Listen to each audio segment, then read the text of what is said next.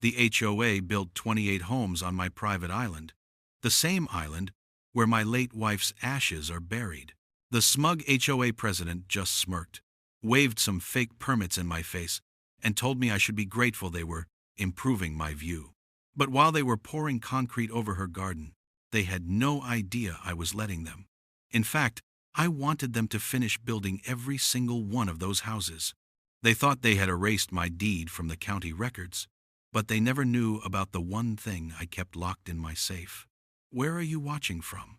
Drop a comment below, because this revenge plan is absolutely devastating. And if you believe no homeowner should ever be bullied off their own land, hit subscribe. You need to see the look on their faces when justice is served. The first sound that morning wasn't the birds.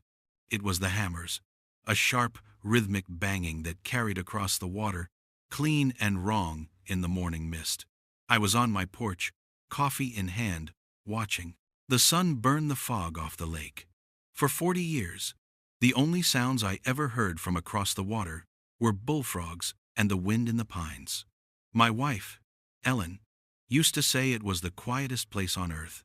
It was our place, Haven Island, just a few acres of dirt and rock that we'd bought back in '83, back when it was nothing but a swampy mess.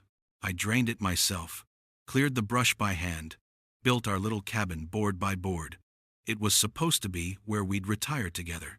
After she passed, it became something else.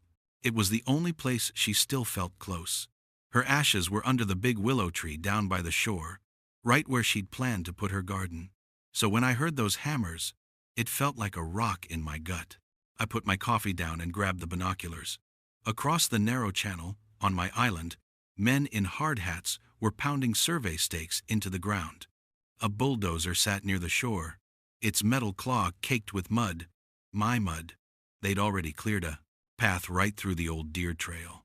My first thought wasn't anger, it was confusion. This had to be a mistake. A big, dumb, expensive mistake someone was about to be very sorry for. I untied my little aluminum boat, the same one Ellen and I used to go fishing in, and rowed across. The outboard motor had given up the ghost last spring, and I just hadn't gotten around to fixing it. The closer I got, the worse it looked. They had orange plastic fencing strung up everywhere. A portable toilet stood propped against an ancient oak tree. I beached the boat and walked up to a man holding a set of blueprints.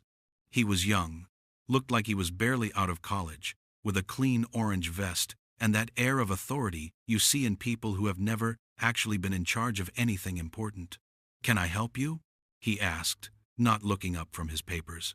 "I think you're on the wrong piece of land," I said, keeping my voice level. "This is private property. My property."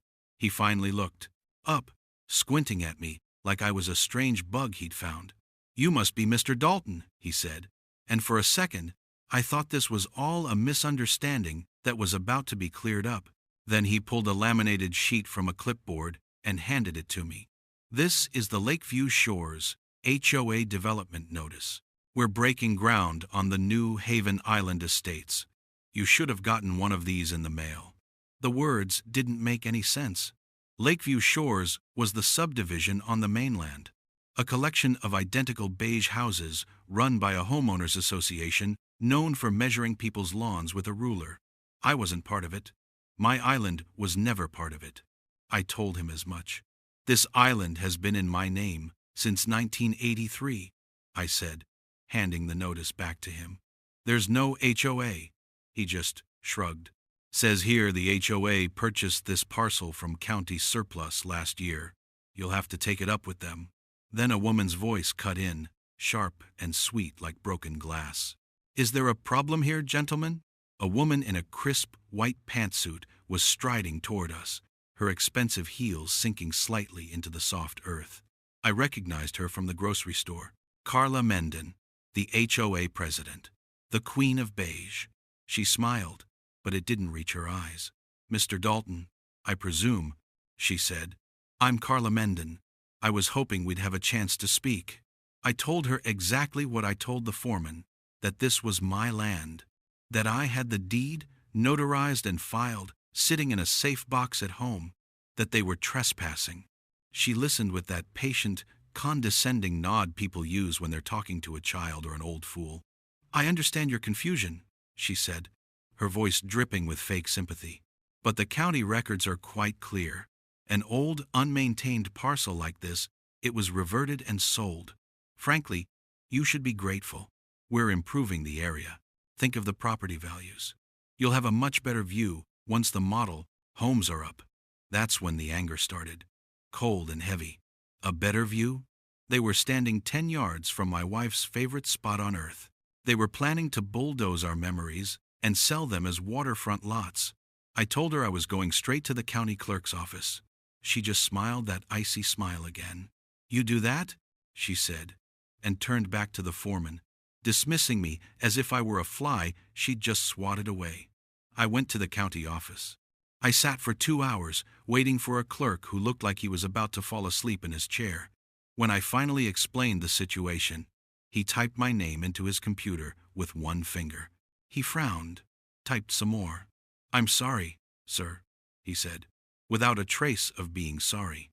The old physical land registry files were misplaced during a data migration a few years back. According to our current digital map, your parcel was merged with the Lakeview Shores tract. Misplaced, a word people use when they mean destroyed, gone. I showed him a copy of my tax receipt, proof I'd been paying taxes on that land for 40 years. He just shook his head. "It's an HOA matter now, sir. You'll have to talk to them." I tried the local newspaper. The reporter listened to my story, took some notes, and said he'd look into it. He never called back. No one was listening. It was my word against their laminated notices and digital maps. That night, I couldn't sleep. I sat on my porch and watched the island. It wasn't dark and quiet anymore. They had brought in huge generators, and the whole place was lit up under harsh floodlights. And then I heard a new sound, a deep, mechanical thump, thump, thump that shook the windows in their frames. A pile driver. They were pounding foundation pilings into the ground. I grabbed my binoculars, my hands shaking now. The machine was right where the willow tree was, right where Ellen's garden was supposed to be. In the cold, artificial light, I could see them tearing up the earth, driving steel and concrete into the heart of my island, my world. And in that moment, I realized something with absolute certainty. No one was coming to help me. The county, the press, the whole world had decided I didn't exist. They had taken my land, my history, my wife's final resting place, and erased it like it was nothing more than a clerical error. The rage I felt wasn't hot anymore. It turned into something cold, quiet, and sharp. The engineer in me started to take over. You don't solve a problem by yelling at it. You study it.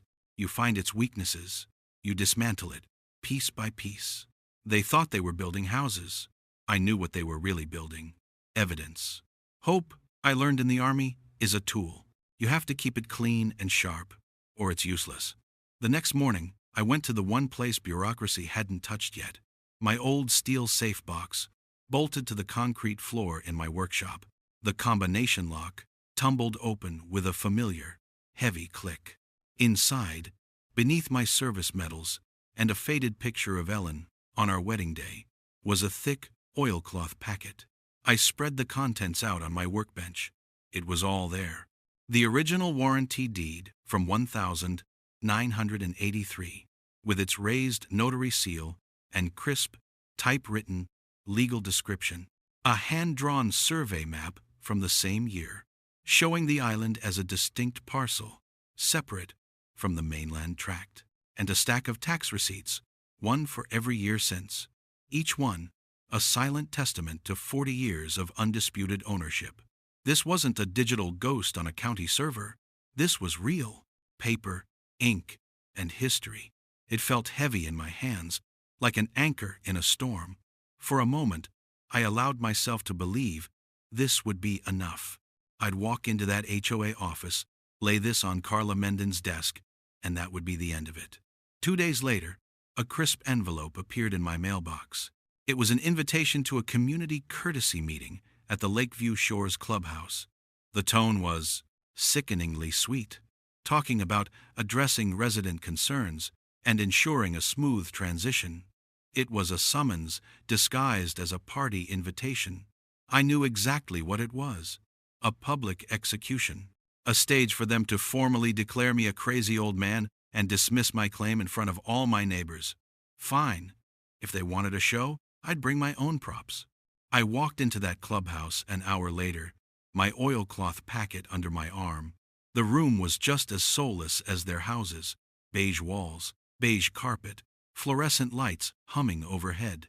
About 30 people were there, mostly my mainland neighbors, folks I'd known for years, people I'd helped jumpstart cars for in the winter. None of them would look me in the eye. They just stared into their coffee cups or fidgeted with the informational packets someone had placed on their chairs. Carla stood at a podium at the front, flanked by a weaselly-looking man with a clipboard and a woman who watched me with the intensity of a hawk spotting a field mouse. Carla tapped the microphone. "Thank you all for coming," she began, her voice echoing slightly in the quiet room. "As you know, we are so thrilled to begin development on the Haven Island Estates project, which will bring so much value and beauty to our community." She went on for 10 minutes, using words like synergy and modernization. She painted a picture of an exclusive island paradise, a jewel for the Lakeview Shores community. She never once mentioned my name. When she finally finished, she asked if there were any questions, her eyes flicking to me for a fraction of a second. I stood up. I didn't shout. I just walked to the front of the room, opened my packet, and laid the original 1983 deed on the table in front of her podium. "This document says that island is mine, Mrs. Mendon," I said, my voice steady, "and I have 40 years of tax receipts to back it up." Carla didn't even glance at the deed. She smiled, a tight, rehearsed expression. "Mr. Dalton, we've been over this. The county records are what matter. Paperwork gets old.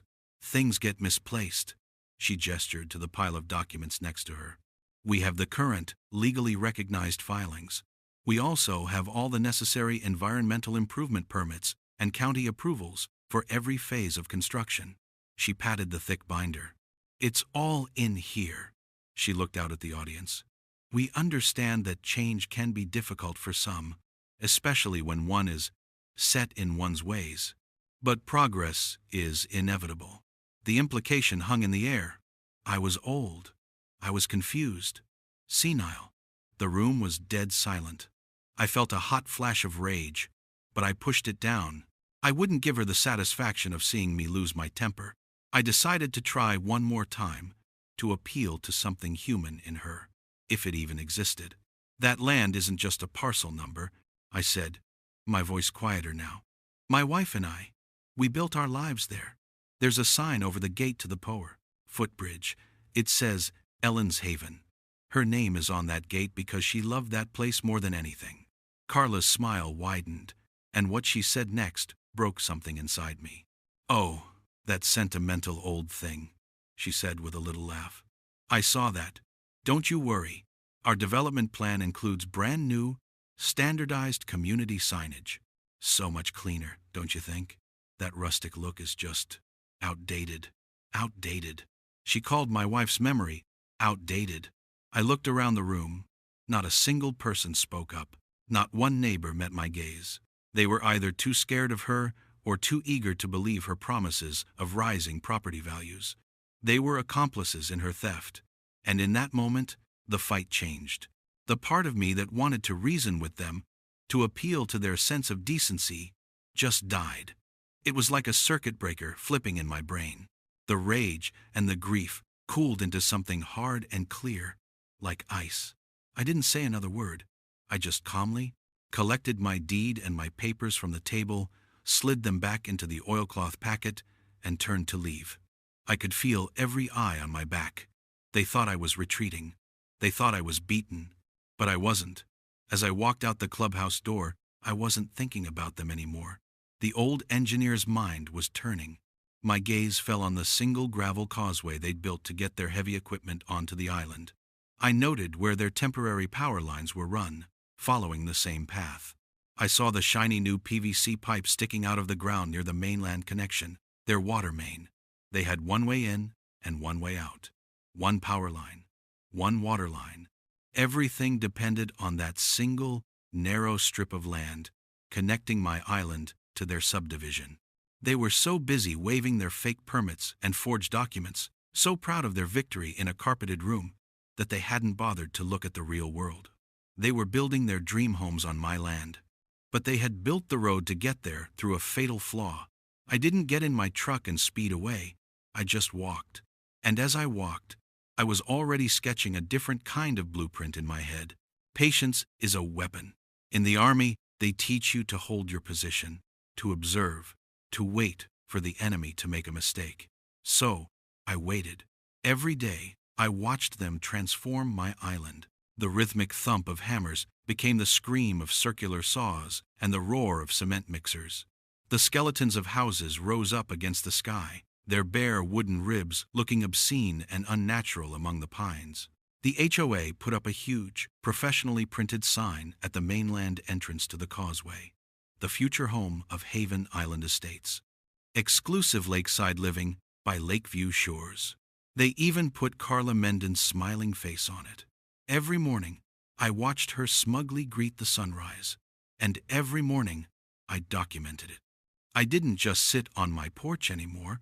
Before the sun was up, I was in my little aluminum boat, a digital camera with a long lens in my hands. I photographed every truck that crossed that causeway, getting clear shots of the logos on their doors, the electrical contractors, the plumbers, the roofers. I recorded the license plates. I took time-stamped photos of their progress, day by day. Afternoons, I'd send up a small drone I'd bought online. It was quiet, no bigger than a hawk, and I'd fly it high over the island, mapping their entire operation. I documented every foundation poured, every wall framed, every road paved. From 500 feet up, their multi-million-dollar project looked like a toy set, vulnerable and exposed. My workshop stopped being a place for tinkering and became a command center. One wall was covered with a massive satellite image of the island, and I pinned my photos to it, tracking their every move with red yarn, like a general planning a campaign. For a while, a small, foolish part of me held on to the idea that the system might actually work. I filed a formal challenge with the county, using my deed and 40 years of tax records as evidence. The case was assigned to a zoning commission that wouldn't meet for another 3 months. It felt like they were trying to run out the clock, hoping I'd just give up. Then, a tiny crack of light appeared. I got a call from a young woman at the county records office, an intern by the sound of her voice. She spoke in a whisper, like she was afraid of being overheard. She'd been tasked with sorting through a warehouse of old, undigitized files, boxes and boxes of paper that had been slated for the shredder. And in one of those boxes, she found it. An archived master plat survey from 1982. It was the original survey for the entire region, and it clearly showed my island, Parcel 7B, as a private holding, completely separate from the mainland tract that would later become Lakeview Shores. She said it was an official county document that had been overlooked, not lost. It proved the county never had the right to sell my land in the first place. She sounded excited, like a hero in a movie who'd just found the secret map. I felt a surge of adrenaline. This was it, the silver bullet. I thanked her, maybe a little too emotionally, and immediately had my son, Evan, help me file a motion based on the new evidence. The HOA's response came a week later. It wasn't a letter. It was a cardboard box. A banker's box, delivered by a courier, filled to the brim with paper. Their lawyer had buried my simple motion under an avalanche of legal nonsense. Motions to dismiss, requests for discovery that demanded decades of my financial records, affidavits from their own survey experts claiming the old plat was obsolete. It was designed to do one thing: cost me money and time I didn't have. They were trying to drown me in paper, bleed me dry until I couldn't afford to fight anymore. It was working. The local paper finally did run a story, but it wasn't the one I'd hoped for. It was a puff piece about the Haven Island Estates, complete with a glowing interview with Carla Mendon about sustainable community growth. At the bottom of the page was a huge advertisement for the HOA's preferred mortgage lender. They hadn't just bought the land, they'd bought the narrative too. The breaking point came on a Tuesday. I saw the asphalt trucks roll across the causeway early that morning. I knew what it meant, but I still rode over, a sick feeling in my stomach. The crew was there, raking hot, black asphalt over the spot where the willow tree used to be, where Ellen's ashes were. They were paving a parking spot. I just snapped. All the patience, all the discipline, it all just vanished. I beached the boat and ran towards them, shouting. I don't even remember what I said. Something about sacred ground, about who they were. That's where my wife is buried, I finally screamed, my voice raw. One of the workers, a big guy with a sweat-stained shirt, just looked at me, then at his crewmate, and laughed. A deep, ugly, dismissive laugh. He turned back to his work as if I wasn't even there. I stood there, shaking, helpless, as they buried my wife's memory under a layer of steaming blacktop. That evening, I sat on my porch and watched them turn on the lights in the first completed model home. It glowed across the water, a warm, inviting beacon of everything I had lost. My island was a stranger's city now. The feeling of being an outsider looking in on my own life was overwhelming. For a few hours, I felt nothing but defeat. Then, the grief and the rage started to recede, leaving behind the cold, hard certainty I'd felt after that HOA meeting. I went into my workshop. I didn't look at the wall of evidence or the legal papers. I cleared my drafting table, pulled out a fresh sheet of vellum, and sharpened a pencil until its point was like a needle. I didn't start writing a letter to a lawyer or a politician. I started drawing. Clean, precise lines, angles and measurements. Not a plan for revenge. Not yet. It was a plan for justice, engineered to perfection. An engineer is trained to see the world not as it is, but as a system of interconnected parts, stress points, load-bearing structures, and vulnerabilities. After they paved over Ellen's garden, I stopped looking at the houses. I started looking at the system they had built. I spent a week in the county's dusty archives, not in the clerk's office with its useless digital maps, but in the basement where the old paper records were kept. I put in Freedom of Information Act requests for every building permit, every environmental impact study, and every utility easement filed for the Lakeview Shores subdivision since it was first zoned in the late 80s. I wasn't looking for a single document to prove the island was mine. I already had that. I was looking for the flaw in their design. Carla Mendon and her lawyers were experts at the shell game of modern paperwork. They could create a reality on paper that didn't exist in the real world. But they weren't engineers. They didn't understand that every complex system has a single point of failure. I found it on a Thursday afternoon, buried in the microfilm records for a bridge permit filed in 1989. It wasn't even for a bridge, but a small culvert to drain stormwater from the mainland property into the lake. Attached to the permit was a detailed survey of the shoreline, and on that survey, a small, 10-foot wide strip of land was clearly marked. It ran from the edge of the Lakeview Shores property down to the water, right where their new causeway now stood. According to the notes in the margin, this strip was designated as a deeded access right-of-way for Parcel 7B, my island. It wasn't HOA property. It wasn't county property. It had been legally tied to the island's deed since before Lakeview Shores ever existed, to guarantee the island's owner would always have a way to get to the main road. They hadn't just trespassed on my island. They had built their one and only road to get there on land that was legally an extension of my own property. They had poured their concrete, laid their power cables, and run their water main right through the front door of my land. And in their arrogant rush to build, they had never even bothered to check. The next call I made wasn't to a lawyer.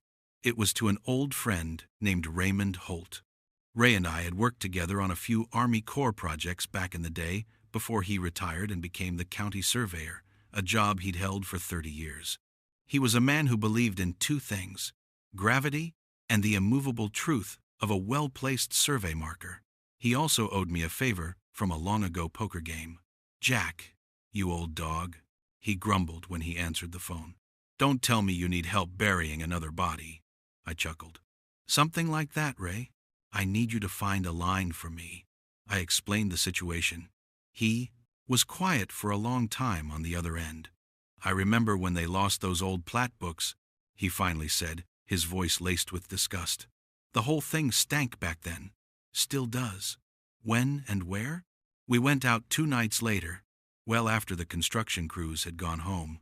We didn't use flashlights. Under the light of a full moon, we carried Ray's professional GPS surveying equipment, a tripod, and a rover that could pinpoint a location on the Earth's surface to within a fraction of an inch. We found the old iron pin survey markers, half buried in the mud and forgotten for decades. Ray took his readings, his movements precise and economical. He didn't say much, just grunted and made notes on a tablet. After an hour, he was done. He showed me the screen. A digital map appeared, with the HOA's new road and the utility lines marked in red, and overlaid on top of it, a stark, clean, yellow line showing the legal boundary of my right-of-way, the causeway, the water lines, the fat bundle of power and fiber optic cables. They all sat squarely inside that yellow line. They weren't just trespassing. Their entire multi-million-dollar island community was tethered to the mainland by a thread that belonged entirely to me. I knew this wasn't enough to just show Carla. I needed witnesses, not just for a courtroom, but for the court of community opinion. I started quietly talking to a few of the neighbors. The ones on the mainland I knew were sick of the HOA. I didn't approach the ones who sat on committees or organized the holiday block parties. I went to the guys like me. There was Dave, a retired master plumber who'd gotten a $2,000 fine for having a work van parked in his own driveway for 3 days. And there was Mike, a young mechanic with 2 kids who was constantly being harassed about the oil stain on his garage floor. I didn't give them a speech. I just invited them over for a beer, laid Ray's GPS overlay out on my kitchen table, and pointed. "They built their road on my land," I said simply, "which means their power and water run through my land too." Dave whistled low. Mike just stared at the map, a slow grin spreading across his face. "So, what are you going to do, Jack?" he asked. I looked out the window at the lights twinkling on my stolen island. The final siding was going up on the last of the 28 houses. Landscapers were planting little decorative bushes along the newly paved driveways. It was almost finished. My lawyer had filed a simple injunction for discovery, a standard legal request for the HOA's own survey of the causeway. We got no response. They were ignoring me, confident they'd already won. "I'm going to let them finish," I said, my voice barely above a whisper. "I'm going to let them sell the houses, plant the gardens, and move the families in. Let them get comfortable." I turned back to Dave and Mike, and I saw in their eyes they finally understood. It wasn't about stopping them anymore. "The higher they build," I said, "the harder they'll fall." The waiting was the hardest part. Every morning felt like waking up in enemy territory. I watched families start to take tours of the finished model homes. I saw real estate agents planting sold signs on lawns that should have been Ellen's garden. The strain started to take its toll. The long nights spent poring over documents, the constant low-grade anger simmering in my gut. It started to wear me down. I was losing weight, and a cough I'd picked up in the fall had settled deep in my chest. My son, Evan, drove up from the city one weekend. He took one look at me, at the wall covered in maps and photos, at the stacks of legal papers on my kitchen table, and his face fell. "Dad, this has to stop," he said, his voice full of a weary concern that made me feel 100 years old. "You look terrible. They're going to crush you. These people have lawyers on retainer. They'll just drag this out in court until you're broke. Sell the cabin. Let it go. We can find you a nice condo in the city, closer to us." He meant well. He was a practical man, a man who believed in systems. in settling things through the proper channels. He couldn't understand that the proper channels were the very thing that had failed me. He didn't see this as a fight for land anymore. He saw it as an old man's obsession. Part of me, the tired part, was tempted. For a fleeting moment, I imagined walking away, leaving the noise and the anger behind. Maybe Evan was right. Maybe it was just a piece of dirt. Then the letter came. It was from the HOA, of course. Certified mail. I opened it to find a violation notice printed on thick, official-looking letterhead. They were fining me $18,000 for illegal discharge of sediment and pollutants into Lakeview Lake. My property, they claimed, was causing runoff that was contaminating the water. The irony was so thick, I could barely breathe. They had spent the last 6 months tearing up every square inch of the island, running heavy machinery, churning up a century's worth of mud and topsoil, and they were blaming the erosion on my little half-acre plot with its gravel driveway.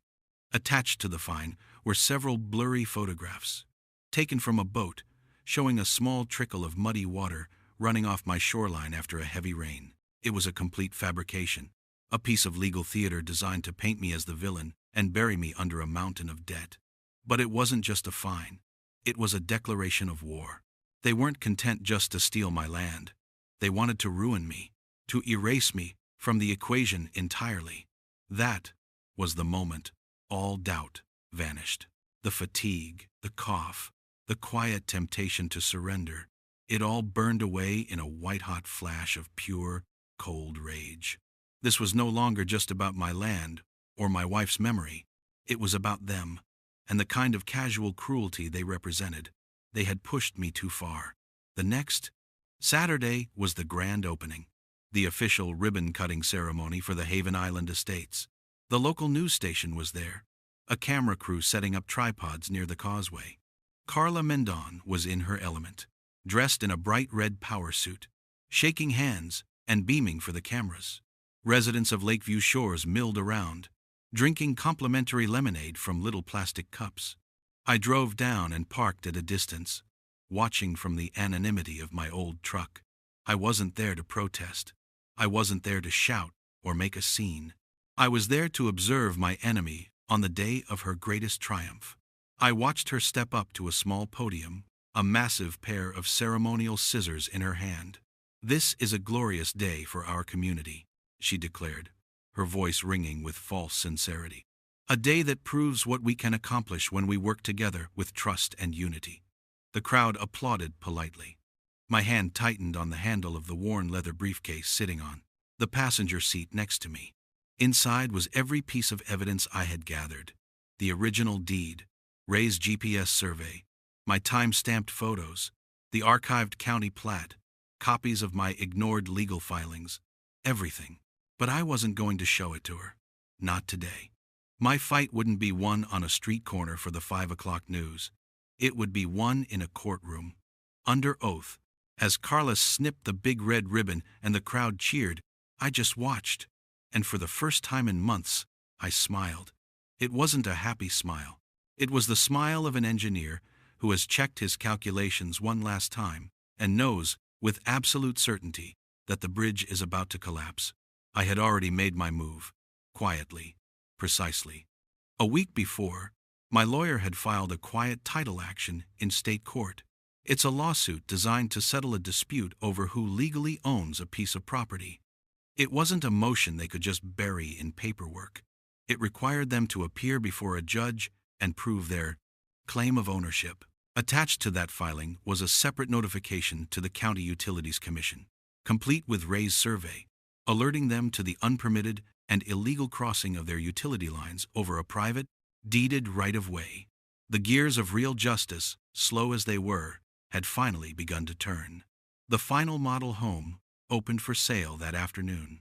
Carla was giving a tour to a news reporter, her voice bubbling with pride as she showed off the granite countertops and stainless steel appliances. My phone buzzed in my pocket. It was my lawyer. "It's time," he said. "The hearing is scheduled for Monday morning." The judge reviewed our preliminary filing. "She's interested." I looked across the water at the brand new houses, At the fresh sod the landscapers were rolling out on the lawns. I could smell the mulch from half a mile away. "Good," I replied, my voice calm. "Let them finish the landscaping." The courtroom was cold, not just the temperature, but the feeling of the place. Polished wood, fluorescent lights, and that dead, silent air that sucks the sound out of a room. It's a place designed to make a man feel small. Carla Menden and her team did not feel small. They strolled in like they owned the building. Two expensive-looking lawyers in sharp suits flanking her. She saw me sitting alone on the hard wooden bench, and I saw her lean over and whisper something to the local news reporter sitting in the front row. The reporter scribbled it down, not even bothering to look at me. I knew what she was saying. Bitter old man, delusional, can't accept progress. I didn't care. I just sat there in my old canvas field jacket, the one I'd worn for 20 years. It was clean, but it was worn. It felt like armor. My lawyer, a quiet man named Peterson, gave me a simple nod and set his briefcase down. He wasn't flashy. I liked that about him. Their lawyer went first. He stood up and talked for what felt like an hour, though it was probably only 20 minutes. He used a lot of words I was sure were designed to put the judge to sleep. Bona fide purchasers for value, digital primacy of title, statutory estoppel. He presented a slideshow with fancy graphics showing the county's digital map, highlighting the merged property in a neat, clean red box. He held up a thick binder, the same one Carla had waved at me in the clubhouse. "Your Honor," he concluded with a smug flourish, "the facts, as recorded by the official instruments of this county, are indisputable." He sat down, and Carla gave him a tight, satisfied smile. It was all very professional. It was all a lie. Then it was our turn. Peterson didn't stand up right away. He just opened his briefcase. He didn't have a slideshow or a binder. He had my oilcloth packet. He walked to the judge's bench and laid the first item on the polished wood.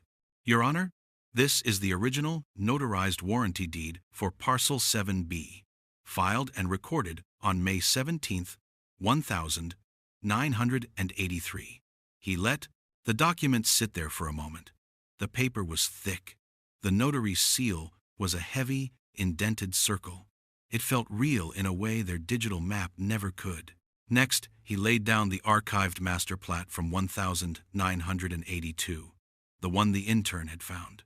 And this is the official county plat from the year prior to the sale, showing Parcel 7B as a distinct and private holding with its own deeded access right-of-way. He paused, then turned on a large monitor facing the judge. It showed a satellite image of the island and the causeway. "And this, Your Honor, is the reason we are here today." He pressed a button. A single, sharp yellow line appeared on the screen, running from the mainland, right down the middle of the HOA's only road, and connecting to the island. This is a GPS survey overlay conducted by Raymond Holt, a licensed surveyor with 30 years of experience, confirming the exact legal boundaries of Mr. Dalton's deeded right-of-way. As you can see, the causeway, the water main, the power conduit, and the fiber optic cables for the entire Haven Island estates sit entirely on Mr. Dalton's private property. A quiet gasp went through the courtroom. The HOA's lead lawyer shot to his feet, sputtering about inadmissible and unverified data. But the judge held up a hand, silencing him. She was a woman in her 60s named Laura Penn, and she had a reputation for not suffering fools. She leaned forward, studying the screen. Her eyes narrowed. She looked from the screen to the old deed, then back to the screen. The whole room was silent. You could hear the hum of the lights. Then she looked at Carla. "Mrs. Menden," the judge said, her voice dangerously calm. "Did your association conduct its own boundary survey before building this road?" Carla's face, which had been a mask of smug confidence, began to crumble. The color drained from it like water from a bucket. Her lawyer started to speak, but she waved him off, a jerky, panicked motion. We relied on the county's digital records," she stammered. The judge nodded slowly. "I see." Just then, a man from the county counsel's office stood up sheepishly from the back of the room. "Your Honor, Upon review of the plaintiff's evidence, it appears the county did, in fact, sell a parcel it did not legally possess title to in the first place, due to a clerical error in the data migration. That was it, the final nail. The room erupted in whispers. The news reporter was scribbling frantically, his jaw hanging open. Judge Penn banged her gavel once. The sound cracked through the room like a rifle shot. "The court finds in favor of the plaintiff, Jack Dalton," she declared, her voice ringing with finality. "Full title and ownership of Parcel 7B, including all structures and improvements currently upon it, are hereby restored to him. The Lakeview Shores HOA is ordered to pay Mr. Dalton's legal fees and punitive damages to be determined. Furthermore, every homeowner who has purchased a property in the so-called Haven Island Estates must now negotiate individual access and lease terms directly with Mr. Dalton, the legal owner of the land their homes and their utilities sit upon." It was a complete and total victory. The room was spinning. The reporter was rushing towards me with a microphone. Over the chaos, I heard myself speak, my voice sounding distant even to me. I let them finish building. I heard myself say to the judge, because I wanted the evidence of their trespassing to be visible from space. A few people in the gallery actually chuckled. As we were leaving, I passed Carla Mendon. She was just standing there, frozen, her face a pale, horrified mask. Her lawyers were huddled together, whispering furiously. She looked at me, her eyes full of a hate that was so pure, it was almost beautiful. I stopped. I didn't raise my voice. I didn't need to. "You told me I should be grateful," I said to her, my voice low and even. "And you were right. I am grateful. You just built me 28 rental properties." The aftermath wasn't loud. It was a slow, quiet collapse, like a building giving way from the inside. The Lakeview Shores HOA didn't just lose a lawsuit. It lost its authority, its credibility, and its power, all in a single afternoon. The story was the lead on the local news that night. They played a clip of me outside the courthouse, just saying that the land had always belonged to my family. Then they showed Carla Mendon shoving a camera out of her face as she scrambled to her car. The next day, the lawsuit started. The families who had bought houses on my island sued the HOA. The construction company that hadn't been fully paid sued the HOA. The county, trying to cover its own backside, launched an investigation into the land deal, which quickly turned criminal.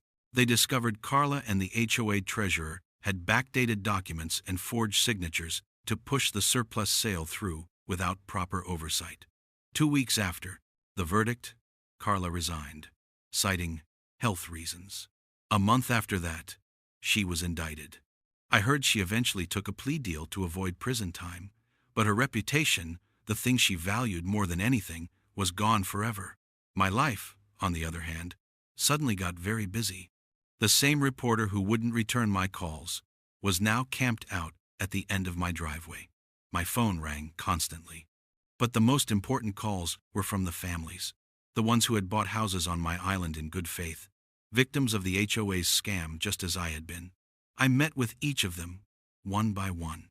They came to my little cabin, sat at my kitchen table, and I could see the fear in their eyes. They expected me to be a monster, an angry old man who was going to evict them and bulldoze their new homes. I didn't want their fear. I wanted their respect. I offered them all the same deal, a fair, long-term land lease, at a rate significantly lower than what their HOA dues would have been. There would be no rules about lawn height or the color of their mailboxes. The only condition was that we treat each other like neighbors, not like suspects. Every single one of them signed.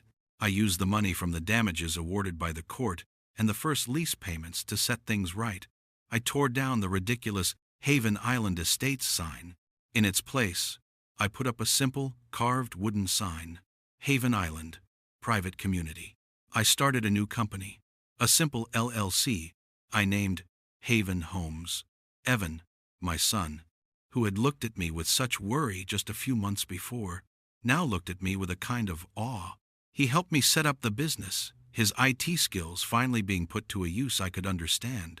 We decided that a portion of the profits would go into a fund to provide housing assistance for local veterans. A few of the residents who'd bought homes turned out to be veterans themselves. We had something in common.